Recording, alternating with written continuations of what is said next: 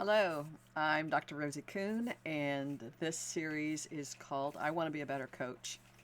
And I just want to give you a quick, if you're just kind of popping in and you go, who is this Dr. Rosie? I'm just going to give you a really brief bio.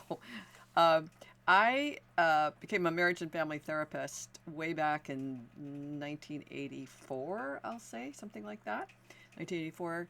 And I um, it was a really important program for me to really get the foundations of what is, in a sense, what are we doing in families? What happens in families? And how can I support people who come from families, which is every single one of us? That training took me to Nova Scotia, where I was working for the province in the commission of the Department of Commission on Drug Dependency. And I worked in a small satellite office in Liverpool, Nova Scotia, and in Lunenburg, where I worked with people in recovery. I worked with people who were drug and alcohol dependent, and I worked with their families, people who were codependent. We were working with all kinds of people with substance abuses and all. So that really helped me see that what I learned as a therapist was important in terms of the family elements and personal development and the addiction elements. But what I didn't get so much was what I was learning through the recovery community, which was the spirituality element of the the 12-step program really focuses on not only the management of our addictions or our life or survival strategies, but it really brings in this requirement, if you will, for a higher power, for us to have something beyond ourselves that we can let go and let God do. So that took me to California, where I got a PhD, master's and a PhD in transpersonal psychology. And I went there because I could focus on spiritual guidance. And that was an element that really helped kind of tie in what I was learning in terms of what our consensus reality thinks of as therapy and cognitive functioning and that kind of thing, and this element of spirituality. After that, then I found coaching, which was for me an integration of the the human elements, the family, the dynamics of who we are as an individual, a persona, personality, all that stuff, and how it ties into who we be as a spiritual being, but then how we want to grow and expand ourselves in that process. And I just found it just so enriching, and I cultivated the program, grew the program in transformational coaching, and trained people, have been training people for over 25 years to be transformational coaches. So that's a little bit longer than I wanted, but you get the picture that I've got a lot of experience, both professionally but also personally, in terms of how have I been engaging with the dynamics of everything that I've learned up here, and how have I embodied it and integrated it to a knowing where I can teach it the way I do. So that brings us to today, and what I'm here to bring to you is that you, as a coach, you may be a sponsor, you may be a nurse, you might be working as a beautician or in a salon where you're in contact with people. You might be a barkeeper, all kinds of people where you are connecting and engaging with people, and you just want to be a little more effective in how you're communicating. And that all has to do with who you be and how you be you, as opposed to what do I do different and how do I get them to fill in the blanks. So this is really focused on who you are and how you be you, and how that impacts on every single relationship you have, especially the one you're having with yourself. So today, I want to focus on, even in this moment, the question, what's showing up as you are hearing me say what I'm saying? So in every conversation, including this one, I'm saying what I'm saying, and you are having an experience inside yourself based on what I'm saying, what you're hearing, what you're listening for, what your body is doing. In a sense, you might be having sensations or felt senses. You might be having emotional, like, I don't like what she's saying, or look at how much training she's had. I don't have all that. And all that stuff that's going on while I'm talking. So I'm talking, and you're having the experience you're having. Now, every single time I'm working with a client, I ask this question, especially after I've said something like I've just said, because I'm assuming you're having an experience that says, oh, yeah, I totally get what you're saying, Rosie. I'm right on board. I'm on the same page. But 99% of the time, it's not the case. You're listening, but you're also having an experience. And that's really, really important for us. We think we're coaching to the future, but we're really coaching to the current moment right here. So when I say something or have a question or something, and my client is having an experience, just like you're having an experience, and I want to tap into what that experience is right now, as opposed to talking about the future, talking about the past, what's happening right now. So, again, if I were to say to you, hey, what's happening to you? What's showing up in you while you're listening? You might go, oh, I don't know. I wasn't paying attention. And this is true for 99% of us. We are so disconnected from the experience of being that we don't even know that's the case. And so today I do want to give you a few little things to consider when you're with yourself and or other people. Number one is, again, when I'm saying, hey, what's happening for you? What's showing up as you're hearing me or listening to me? You might go, oh, well, I'm distracted, or I'm not paying attention at all, or I really don't care about this, all those kinds of things. So if you pay attention to that for yourself, the more that you're aware of, like, wow, here's what's showing up for me. Not, there might be thoughts, we'll get to that, but also what's showing up here.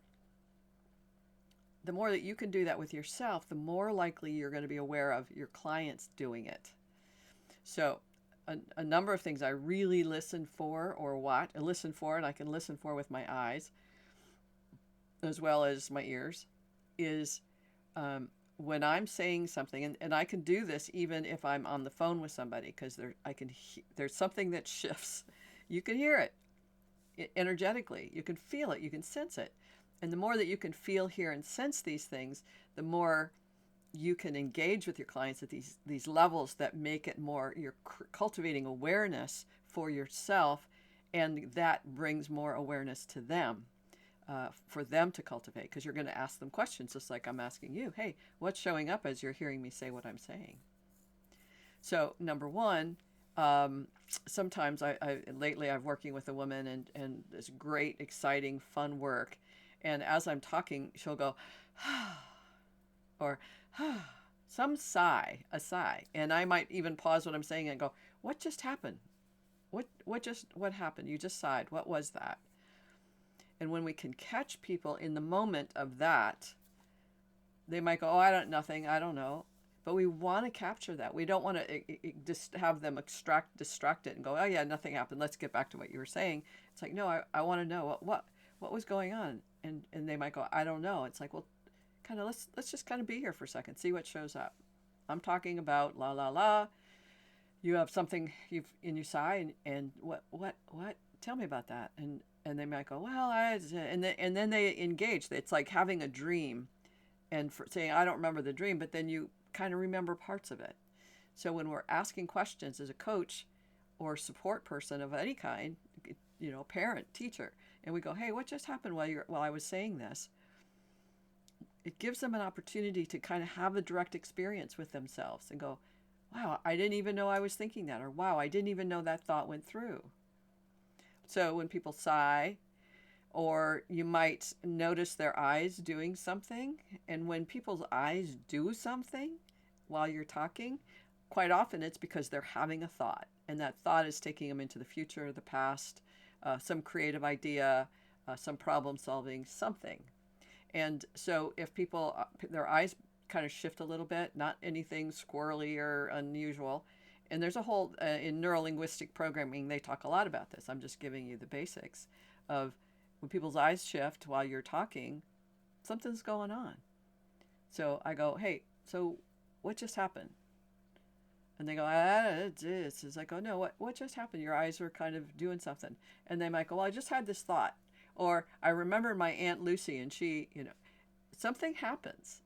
So the more we can be aware, we're cultivating awareness of these subtle shifts in your client, that clients or children or whoever, there's a subtle shift. And when you can be aware of that, you go, hey, what just happened?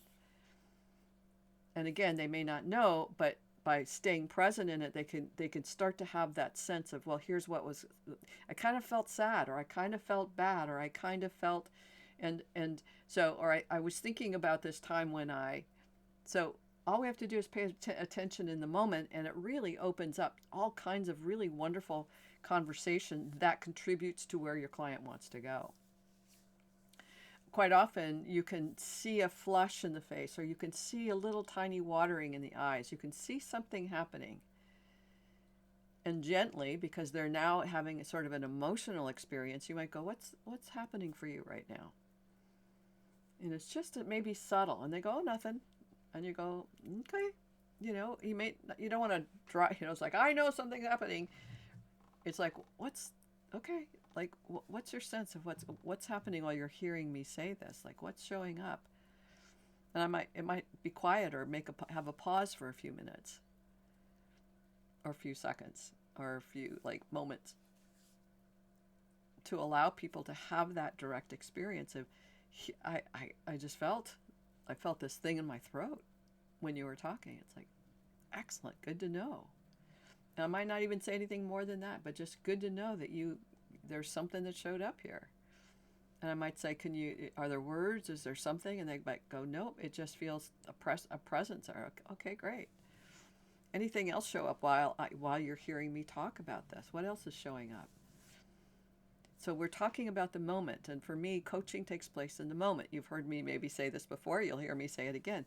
Coaching is taking place in the moment, so that we can open up and expand this capacity for our clients to know themselves and trust themselves and feel safe to expand into what they don't know yet. Quite often people will say, I don't know how to do me. Or I don't know how to be me. And it's like, in these moments when we're having these conversations, what's it like being you right now while you're hearing me say this? We're starting to exercise those comfort zone, those levels of those areas where we start to get scared of moving beyond our comfort zone. So when we can focus on what just happened, what happened, what happened, that, and again, not in a pressing or pressuring way, but in a way of like, I'm curious, what showed up for you? I ask that question a lot. What showed up for you just now as I'm talking? Or they're writing notes, and I'm saying what I'm saying. And this is an incredibly important thing, because as a teacher or trainer or facilitator, again, we assume people are taking in what we're saying just as we're saying it, with the meaning and the purpose that we intend. And 99% of the time they don't. They have their own context and the way that's coming in. And so in any training I do, or any learning or coaching, I go, what's showing up for you as I'm speaking? What are you hearing? What are you hearing right now? And it helps them not only do it a logical, linear, here's what you said, but what's the experience that you're having? Well, I feel confused. I feel like an idiot. I feel I'm angry, or whatever's showing up in the moment is what we want to acknowledge, because that's what is in the moment. And again, we have been trained to not be aware of what's happening in our body, and really not be aware of what our thoughts are. Like, what is it I think? What's my thinking? What's my perspective? What do I want? What's my intentions? We're trained to go, well, tell me what I should do. Tell me what I should think. Tell me what I should feel. Tell me what I should want. Tell me what I should be doing. And 99% of coach training, is the marketing of, here's what you should do to get clients. Here's what you should do to make money. Here's what you should do. It's not about coaching and how to become more effective as a coach. It's all those things you should do to market, be more effective so that you can make more money. And for me, being more effective as a coach brings about a level of fulfillment that goes way beyond financial success, which is good, because this financial success comes and goes, but the level of fulfillment that I experience in my work is It's awesome. Awesome every day. Every day. So, that question, what shows up as you're hearing me say what I'm saying, or as you're listening to me, what are you picking up? What's going on for you inside? What's going on over there?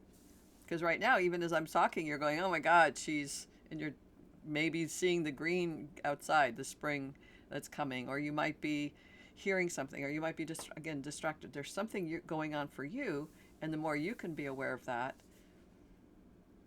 cultivate that awareness within yourself, the more that you're going to be aware of it happening in your clients.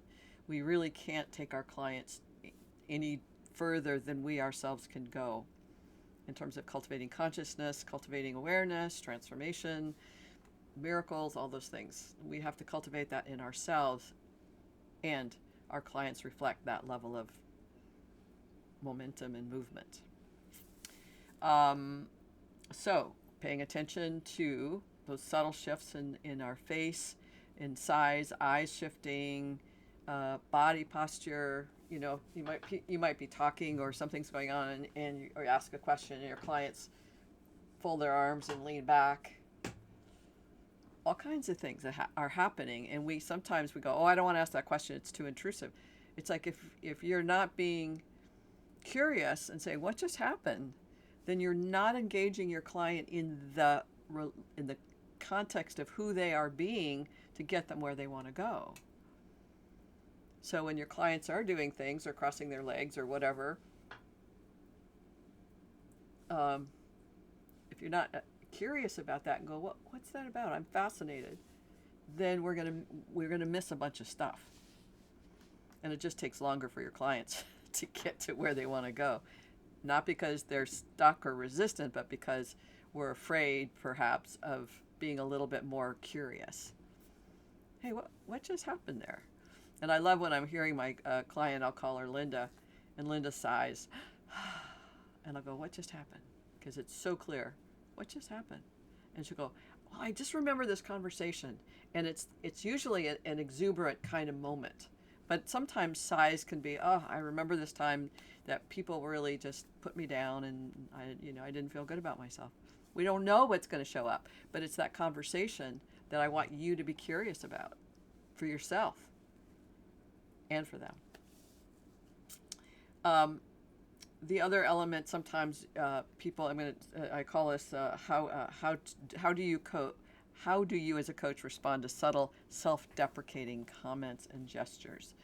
So this is kind of what can show up, but I've had a number over the years that I've been training people and talking to clients who are coaches, and they'll say, well, I really only have one client, and then they'll just kind of giggle. Well, I really only have one person I'm working with, or really I don't have any clients, so that does, and it's like, what's that about?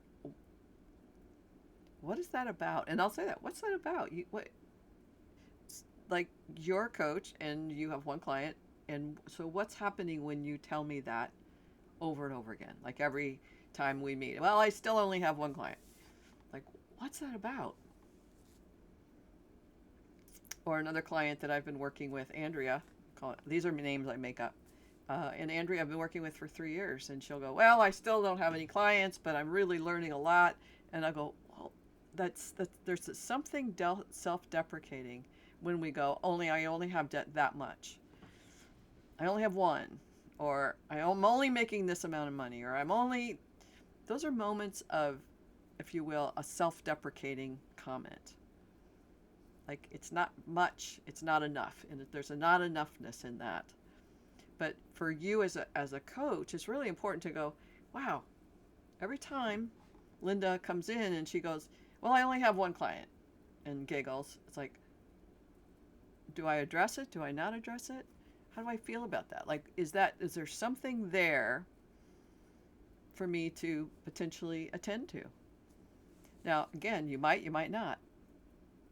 But it's those questions where people are, or another example is somebody who, let's say, has a substance, an eating disorder, or a food they're abusing food, where they're using food too much, and they're wanting to not do that. So in a sense, I'm not calling it a diet. I'm just saying that they're saying, I don't want to do that anymore. Or I want to eat different. I want to eat better. I want to take care of my body. And then in the next session, they'll go, well, I cheated. And I ate whatever I ate. Well, I cheated. It's like, what is that about when we're saying things like that? What's it about? And I'm curious about that. So it's not like, what do you mean you cheated? That's a bad thing.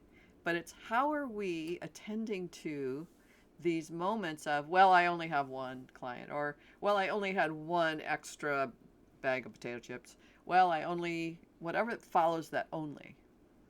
And this is not about them. This is about how you and I kind of be with that. Like, wow, that's kind of interesting. Like, how am I being with that? Because that's a self-deprecating thing. And by self-deprecating, I mean self-depreciating. And so many of our comments to ourselves about ourselves is self-depreciating. It's like, I'm not enough, I'm not worthy, I'm undeserving, no wonder I have this problem, no wonder I've got these issues, no wonder, because I'm, and then just fill in the blank, which is generally self-depreciating.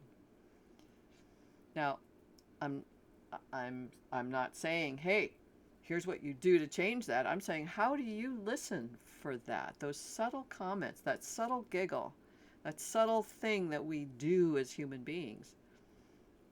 These subtleties is what makes you more effective as a coach, because you're attending to it in your client and also yourself. Like when my clients say, oh, I only have one client. So that, in a sense, that means I'm not a real coach, or whatever that is. It's like, how am I responding to that?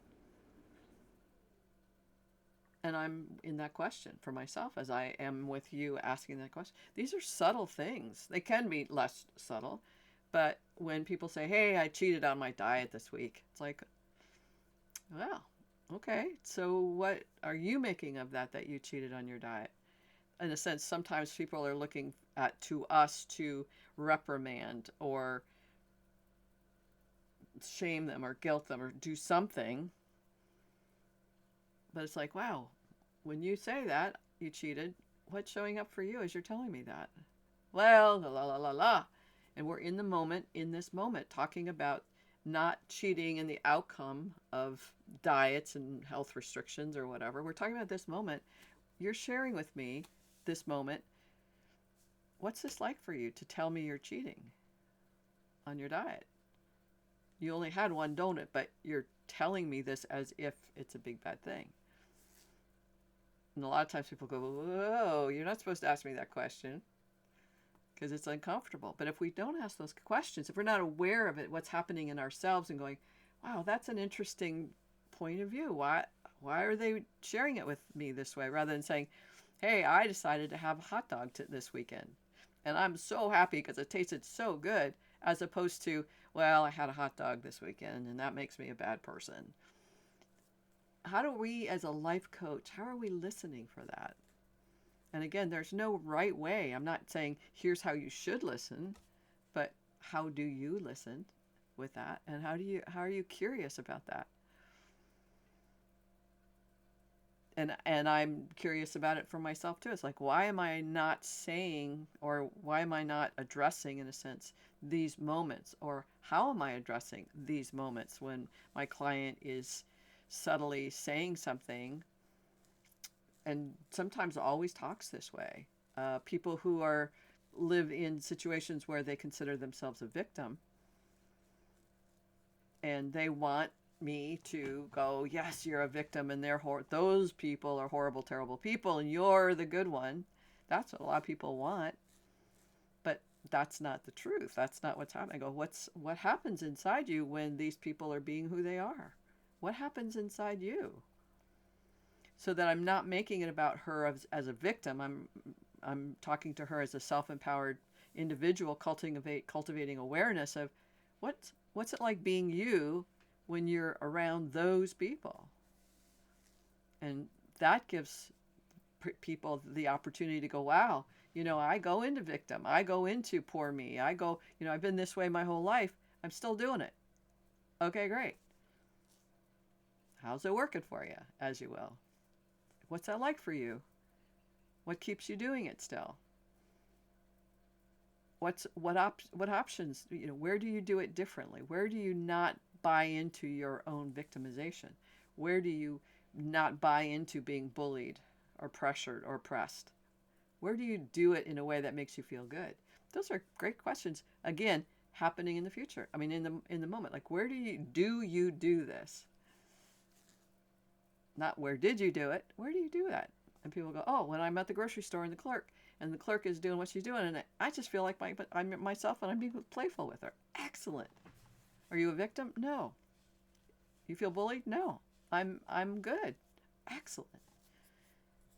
So our ability to listen and hear where people do what they do as victims or disempowered or bullied, and where do they do empowered, playful, authentic self. So we're just watching that in the moment, because this is all happening within a session. And the more that we as coaches can be aware of that, that's awesome. I think about people in the medical field who are working with people who come in with disease, and they may not be following the protocol. The patient may not be following the protocol. And how does a medical practitioner respond to that? Who knows? I don't know. But how do we support and empower people to stop the practice of self-deprecation and not moving forward? As a coach, that's my job, is to support people in looking at that and going, hey, here's a choice point for you. You can keep saying, yeah, I'm not very good because I don't have any clients, or I only make this amount of money from as a coach, so that means I'm not very good.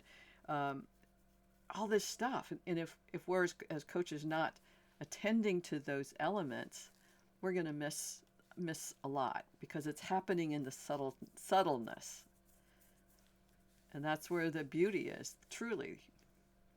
And your ability to be comfortable in this more subtle space, you're going to be more effective, but you're also going to have a lot more fun. You're going to feel a depth of connection and engagement within yourself and your clients that goes way beyond what you trained to do perhaps years ago. So just keep that in mind. So again, we're looking at what's showing up in the moment in the coaching session, as you're coaching and your clients are listening and they're having a facial thing or a gesture or a sound or a voicing, and how are you responding to that? That's what this is about. And you can practice this when you're listening to friends, or maybe you're listening to podcasts or YouTube, or your children are talking to you, or your students are talking to you. And what's happening inside you when you're getting this information in, or the world is pushing and giving you information? What's happening inside you? It's great practice. I notice all the time where I'm distracting or avoiding, or ignoring, distracting, avoiding, distracting, denying, and I forget what the fourth one is. I do this all the time. Avoiding, distracting, denying, and ignoring. Anyway, you get it. Where am I doing stuff that I'm not paying attention? I'm not in the moment. All right, I think that's it for now.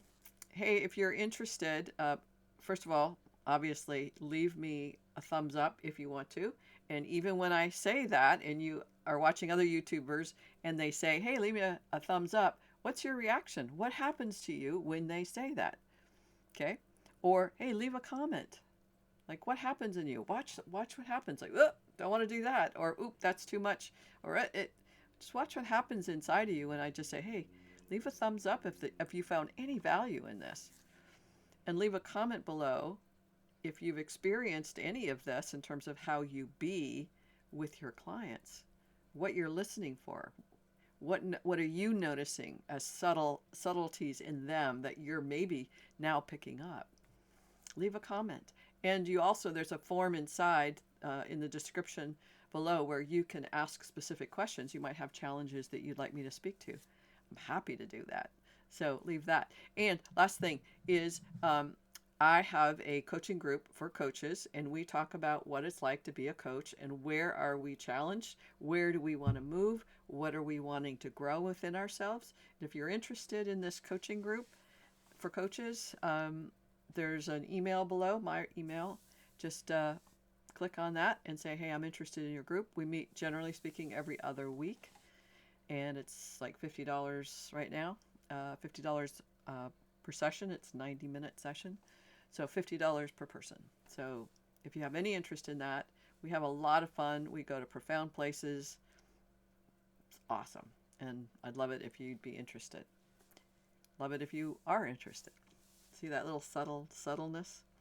All right, blessings to you. Big hugs. This is big work being a coach. So I don't take it lightly. I don't take that what's happening for you. I don't take that lightly. I don't take it lightly what a client has to go through. So this is big work if you're here listening to these. So thank you. Thank you. All right, blessings. Bye for now.